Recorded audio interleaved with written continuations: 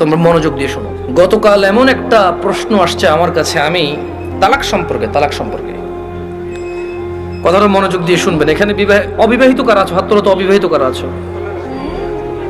ঠিক আছে। বিবাহিত যারা আছো হাত তোলো তো। মাশাআল্লাহ, তাবারকা, বসেন।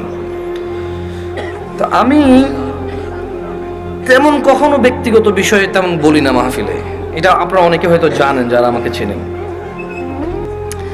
গতকাল আমার কাছে এক প্রশ্ন আসলো তালাক বিষয়ে। আমি বেশিরভাগ সময় অ্যাভয়েড করি তালাক বিষয়ে প্রশ্ন। এমনিতে আমি নর্মালি কোনোদিন কোনো ফতোয়া দিই না। যখন নতুন বাংলাদেশে আসছিলাম আমি সৌদি আরব থেকে, তো আরো অনেক ছোট ছিলাম, রক্ত অনেক গরম ছিল, তখন আমি বিদআত শিরক এগুলো নিয়ে প্রায় ফতোয়া দিতাম, আর অনেক ভেজাল লাগতো, সত্যি কথা। আল্লাহ আমাকে আশ্রয় দিয়েছে। পরে আমার উস্তাদরা, বড়রা যারা আছে, তারা আমাকে বললো যে জামশেদ, তুমি ফতোয়া দিও না, কোরআন সুন্নাহ থেকে মানুষকে তুমি আহ্বান করো, ভালোর দিকে ডাকো, মন্দর দিকে নিষেধ করো, আল্লাহ তোমাকে যতটুকু তৌফিক দিয়েছে। ফতোয়া অনেক বিস্তর বিষয়, অনেক সিচুয়েশনের উপরে ফতোয়া চেঞ্জ হয়। দেখা যায় একই বিষয়, মানে সাবজেক্ট এক, পরিস্থিতিতে দুই রকম অ্যান্সার হয়। সে তোমার এখনো সেই প্রজ্ঞা যদি না হয় তুমি দিও না, আর প্রজ্ঞা হলে দিও। তা আমি ওনাদের কথা চিন্তা করেছি যে আমার সেই প্রজ্ঞা হয়নি যে আমি দিব। কারণ এখানে হানাফিরা বলে যে একসাথে 3 তালাক দিলে হয়ে যায়, আর শাফি হাম্বালিরা বলে যে যতবারই তালাক দেয় একবার। এখন যারা হানাফি নিজেদেরকে বলে, ওনারাও কিছু দলাইল পেশ করে, আর যারা শাফি মালাকি আছে বা আহলে হাদিস সালাফি আছে, তারাও সূরা বাকারার মধ্যে যেমন আত-তালাকু মাররাতান, তালাক 2 বার, মানে 2 দফায়, এভাবে দিয়ে বলে। তো আমি চিন্তা করছি এটা বড়দের বিষয়। কার বিষয়? এটা আমার ম্যাটার না, আমার এত জিম্মেদারি নেওয়ার এখনো অতটুকু যোগ্যতা হয়নি। তো বেশিরভাগ তালাকের যখন প্রশ্ন আসে, আমি বড় বড় আলেম যাদেরকে চিনি, যেমন আমি সৌদি আরবে ছিলাম, তাহলে বেশিরভাগ যাদেরকে আমি চিনি তারা মদিনা ইউনিভার্সিটির স্কলার, কেউ হাফারাল বাতান ইসলামিক সেন্টারের লেকচারার, কেউ রিয়াদ ইসলামিক সেন্টারের লেকচারার, কেউ আল আহসা ইসলামিক সেন্টারের লেকচারার সৌদি আরবে, যাদের সাথে আমার পরিচয় আছে খুব ছোটবেলা থেকে, আমি যাদেরকে চিনি, যারা আমাকে খুবই আদর করে। তো আমি যেটা করি, যখন এই তালাকের মাসলা মাসাইল আসে, নর্মালি কোনো প্রশ্ন আসলে আমি জবাব দিই না, কিচ্ছু রিপ্লাই করি না, কারণ আমি জানি আমি ফতোয়া দিব না, আমি ইগনোর করার চেষ্টা করি। খুব সহজ থেকে সহজ প্রশ্ন আসলো দিতে চাই না, কাউকে না কাউকে ট্রান্সফার করে দিই। তো ওই একটা বোন মেসেজ লিখলো, আমি ওয়ালাইকুম আসসালাম দিয়ে লিখেছি আপনি যে কোনো প্রশ্ন লিখে করেন। তখন সে লিখে প্রশ্ন করলো যে তালাকের বিষয়। আমি বললাম যে আমি তালাকের বিষয়ে ফতোয়া দিতে জানি না, আমি একজন বড় আলেমের নাম্বার দিচ্ছি, আপনি ওনার সাথে কথা বলে আপনি জেনে নেন, হোয়াটসঅ্যাপে মেসেজ দিয়ে ওনাকে কল করি, সমস্যা নেই। এখন উনি আমাকে একটা ভয়েস মেসেজ পাঠালো যে ওনার হাজব্যান্ড ওনাকে তালাক দিয়েছে 3 বার। এখন উনি নানা হুজুরের কাছে গিয়েছে যে উনি এখন এই স্বামীর ঘর করতে পারবে কিনা। ওনার স্বামী অনুতপ্ত, উনি অনুতপ্ত। আমার বোনরা শুনছে তো? না, আমার বোনরা শুনছে তো? বিবাহিত ভাইরা শুনছেন তো? তোমরা অবিবাহিতরা শুনছো তো? আমি তোমাদেরকে আজকে এমন এক গল্প শোনাচ্ছি গতকালের, যেটা তোমার সারা জীবনের শিক্ষণীয় হতে পারে।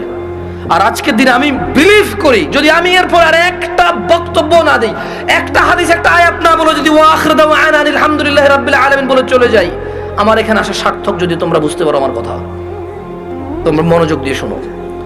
তো বললো যে আমি বেশ কিছু হুজুরের কাছে যতটুকু আমাকে বলেছে যে আমি আহমদুল্লাহ হুজুরকে মেসেজ করেছি, উনি রিপ্লাই করেনি, আমি আজহারি হুজুরকে মেসেজ করেছি, রিপ্লাই করেনি, আমি আব্দুর রাজাক বিন ইউসুফ হুজুরকে মেসেজ করেছি, উনি রিপ্লাই করেনি, আমি কুয়াকাটা হুজুরকে মেসেজ করেছি, রিপ্লাই করেনি, আপনি জামশেদ মজুমদারের ফেসবুকে মেসেজ করেছি, রিপ্লাই করেননি, এর মধ্যে কেউ রিপ্লাই দেয়নি।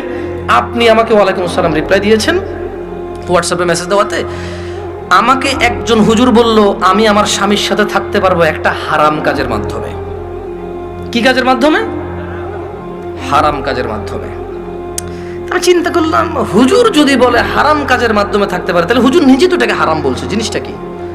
তখন আমি বোনকে আর সাহস করে কিছু না বলে আমি শেখ মুস্তাফিজুর রহমান বিন আব্দুল আজিজ আল মাদানী হাফিজাহুল্লাহ, উনি সৌদি আরবে হাফারাল বাতান ইসলামিক সেন্টারে ছিল, খুব আদর করে আমাকে। আমি বললাম যে আমি একজন বড় আলেমের নাম্বার দিচ্ছি, আপনি ওনাকে কল দিয়ে আপনার মাসলাটা জেনে নেন, আমাকে আপনার পুরো কথা খুলে বলার দরকার নাই, আপনি ওনার সাথে ডিসকাস করেন। ঠিক 2 ঘন্টা বা 3 ঘন্টা পর উনি আমাকে মেসেজ দিল যে হুজুর আমি একটু আপনার সাথে কথা বলতে চাই। আমি বললাম যে আমি আপনার সাথে কথা বলবো না, আমি আপনাকে যার নাম্বার দিয়েছি যদি ওনার কথায় আপনার কিছু বুঝে না আসে তাহলে আমার কথা আপনার বুঝে আসবে না। বলে যে না হুজুর, ওনার সাথে আমার স্বামী কথা বলেছে, তবে আমার স্বামী একটা বিষয় গোপন করে কথা বলেছে। গোপন করে কথা বলার পরেও হুজুর বলেছে যে তালাক হয়ে গেছে।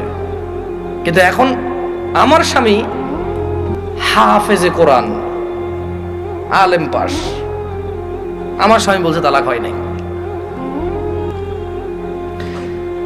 আমি বললাম যে ওকে, আপনি শেখকে কল করে বলেন যে আপনার স্বামীটা গোপন করেছে। বলে যে আমি ভয় পাচ্ছি ওনাকে কল দিতে, কারণ আমার স্বামী কথা বলেছে, উনি আবার কি মনে করে। আমি বলছি উনি কিচ্ছু মনে করবে না, আমি ওনাকে ফোন দিচ্ছি, আপনি কথা বলেন।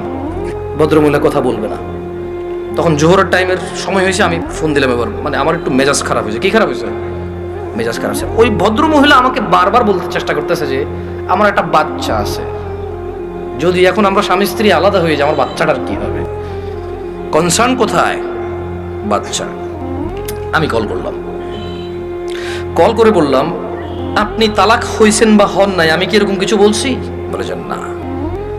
আমি বললাম ধরে নেন আপনার স্বামী আপনাকে তালাক না দিয়ে যদি গলা একটা কোপ দিত, আপনার গলাটা কাটতো কিনা? বলে যে কাটতো। আমি বললাম তালাক দিল, তালাক হবে।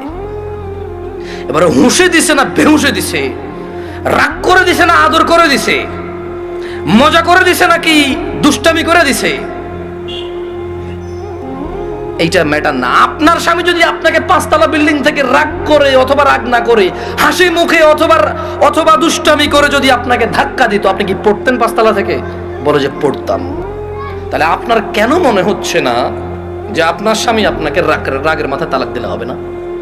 রাগের মাথায় ধাক্কা দিলে যদি 5 তলা থেকে পড়ে আপনার হাত পা ভেঙে যায়, মরার সুযোগ থাকে, মরে যেতে পারেন আপনি, এরকম সম্ভাবনা থাকে, তাহলে কেন আপনার স্বামী আপনাকে তালাক দিলে তালাক হবে না? মানতে অসুবিধা কোথায়?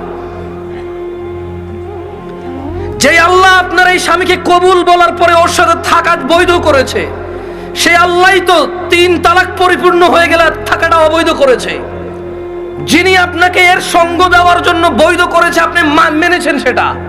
উনি যখন অবৈধ করেছে সেটা মানছেন না কেন আপনি? প্রবলেম কোথায় আপনার? আপনার বাচ্চা। যদি আপনার হাজব্যান্ড কালকে অ্যাক্সিডেন্ট হয়ে মারা যায়, মৃত্যুর পর আপনার হাজব্যান্ডকে নিয়ে আসতে পারবেন জীবিত করে? না। যদি আপনি মারা যান কালকে, আপনার এই বাচ্চা কি মাহারা হবে না? হবে। ওকে, আপনার দুইজনই উভয় মারা গেলেন, কোন অ্যাক্সিডেন্টে বাচ্চাকে রেখে গেলেন, বউ জামাই গেলেন কোথাও ঘুরতে বা ডাক্তার দেখাইতে, অ্যাক্সিডেন্টে দুজন মারা গেলেন, আপনার এই বাচ্চা থাকবে কি না? বলে থাকবে। তো তখন আপনাকে কি ফিরাইতে পারবে কেউ মৃত্যু থেকে? না। তা আপনি কেন আল্লাহর বিধান মানতে এত অসুবিধা হচ্ছে যদি পরিপূর্ণ তালাক হয় আপনার? আমি বললাম শেখকে কি প্রশ্ন করেছে? বলে যে ও আমাকে বিয়ের পরে, মেয়ের বয়স মাত্র 18 বছর, ওয়াল্লাহ ভাই আমি কথা বলতাম না, আমাকে ভয়েসে বলেছে যে ভাই আমার বয়স মাত্র 18, আমার একটা বাচ্চা আছে, আমার স্বামী খুব বদমেজাজি, আমাকে তালাক দিয়েছে, এখন ও অনুতপ্ত থাকতে চাই। কত বছর বয়স মেয়ের? শুধু 18, একটা বাচ্চার মা। যে বাচ্চা, ওই বাচ্চার বয়স আমাকে বলেছে যে 3 মাস বা 3 বছর, আমার সঠিক মনে নাই, এরকম কিছু বলেছে। আমি বললাম আপনি কি মানে নিজে নিজে পছন্দ করে বিয়ে করেছেন নাকি বাবা মা পছন্দ করে বিয়ে দিয়েছে? বললো যে বাবা মা পছন্দ করে বিয়ে দিয়েছে। আমি বললাম বিয়ের আগে স্বামীকে চিনতেন না? বলে যে না। আমি বললাম আপনার স্বামী নামাজ পড়ে না, ঠিক না? বলে যে হ্যাঁ। আমি বললাম আপনার স্বামী তো নামাজ পড়ে না, ঠিক না? হ্যাঁ। আমি বললাম আপনার স্বামী হুজুর আলেম এগুলো বলে লাভ কি? হাফেজ বলে লাভ কি? ও তো নামাজই পড়ে না, ও তো ধর্মর কোনো মূল্যায়নই করে না। ও আপনাকে তালাক দেয় আবার রাখে, আবার তালাক দেয় আবার রাখে, আবার তালাক দেয় আবার রাখে, এখনো আপনাকে রাখতে রাজি আর আপনি ওর কাছে থাকতে রাজি। তো বললো যে প্রথমে একদিন তালাক দিল, তালাক দেওয়ার পর ওনার স্বামী বিলিভ করে একসাথে 3 তালাক দিলে তালাক হয়ে যায়। ওনার স্বামীর এটা দেখেন, আমি আবার বলি, এটা আমি বলছি না, উনি বলছে যে ওনার স্বামী হাফেজ এবং আলেম পাশ মেবি, বা হাফেজ এটা কনফার্ম আমি। তো বললো যে উনি জানে যে এক বৈঠকে 3 বার তালাক দিলে তালাক হয়ে যায়, কিন্তু শেখ মুস্তাফিজুর রহমান বিন আব্দুল আজিজ মাদানীকে যখন ফোন করেছে তখন উনি বলেছে আচ্ছা ধরলাম একবার, 3টাকে কয়বার ধরলাম? এক বৈঠক ধরলাম। বলে যে আপনাকে আদ দিছে? বলে যে হ্যাঁ আরেকবার দিছে। বলে যে ওটাকে আবার ধরলাম। বলে যে আদ দিছে? বলে যে সে গোপন করছে, কিন্তু সে একদিন আমাকে বলছে তোমাকে আমি তালাক দিলাম, তুমি যাচ্ছ না কেন? এই কথাটুকু শেখের কাছে সে গোপন করেছে। কি করেছে? শেখ নাকি তখন প্রশ্ন করেছে আপনি যদি হানাফি মাসলাকের হন, জীবন যদি হানাফি বিধান অনুযায়ী চলেন, আর আপনার স্বামী নিজে যেহেতু হাফেজ বা আলেম, ও তো এটা জানে যে এক বৈঠকে 3 বার দিলে হয়ে যাচ্ছে। আর কোরআন সুন্নাহ অনুযায়ী যদি আপনি শাফি মালিকের দিকে আসেন, সেই ক্ষেত্রে ওনারা এক বৈঠকে যতবারই দেয় কয়বার ধরে? একবার। তো বলো যে অনেক সময় আমরা ফতোয়া দেই যে ঠিক আছে, মানে আপনি হানাফি কোনো বড় বিজ্ঞ আলেম থেকে মাদ্রাসা থেকে ফতোয়া নিয়ে ওনারা লিখিত ফতোয়া দেয় কি সেটা আপনি জেনে নেন। মানে তালাক নিয়ে তেমন কেউ ভেজাল করতে চায় না, কারণ মারামারি কাটাকাটি হয়ে যাবে, বোঝেন নাই, মিছিল মিটিং হয়ে যাবে। এক গ্রুপ বলবে তালাক হয়ে গেছে, আরেক বলবো হয় নাই, বলবে যে জানা করতেছে ও মহুজুরের কথায়। ভাই এটা বিশাল বড় একটা প্রবলেম, বুঝছেন না বোঝেন নাই, সত্যি আমার পক্ষে সলভ করা সম্ভব না। তখন আমি ওই বোনকে বললাম যদি আপনার তালাক হয়ে যায় চলে যান, ইদ্যত পালন করে কোথাও বিয়ে বসে যাইয়েন, আর পরবর্তী স্বামীর যত্ন নিয়েন। এটা করে দিয়েছে। তো আমি ওই মহিলাকে বললাম যে আপনার তালাক হয়েছে বা হয় নাই ফটো দেওয়ার আমার যোগ্যতা নাই, আপনি যদি মনে করেন আপনার স্বামী গোপন করেছে শেখের সাথে তালাক, একবার তালাক দিছে যেটা গোপন করেছে, আপনি ওনার সাথেই কথা বলেন। তো আমি আমার বোনদেরকে বলবো, বোন ও আচ্ছা, আমি ওই মেয়েটাকে এতটুকু বললাম যে যেই ছেলে আপনাকে 3 বার তালাক দিল, 3 বার, আপনার কাছে কেন মনে হয় ও চতুর্থবার দিবে না? আবার আপনার কাছে কেন মনে হলো যে ও চতুর্থবার দিবে না? আর এই তো আপনি এই স্বামী ছাড়া থাকতে পারবেন না, আপনার একটা বাচ্চা আছে, কেন আপনি স্বামীর সাথে এমন ব্যবহার করলেন যে ও তালাক পর্যন্ত গিয়ে পৌঁছালো? ওর উপায় কি? ওই বেচারার উপায় কি? ধরলামও খারাপ, ওর যেতে নিকৃষ্ট পুরুষ আর এই পৃথিবীতে আমি ধরে নিলাম। আপনি যদি ওর সাথে এমন ব্যবহার করেন যে ও তালাক দেওয়া ছাড়া রেখে উপায় নাই, একটা ঘরে আগুন লেগে গেছে, বের হবে না মানুষ বের হবে না? এই দরজা বন্ধ, সেই দরজা বন্ধ, সেই দরজা বন্ধ, জানালা দিয়ে হলো তো মানুষ বের হবে না? তা আপনি এমন এক সংসারের মধ্যে কেরেঙ্গাল লাগাই দিয়েছেন, কিচ্ছা কাহিনী লাগাই দিয়েছেন, এমন এক অশান্তি লাগাই দিয়েছেন, ও আর তালাক ছাড়া বেরোতে পারছে না এখান থেকে।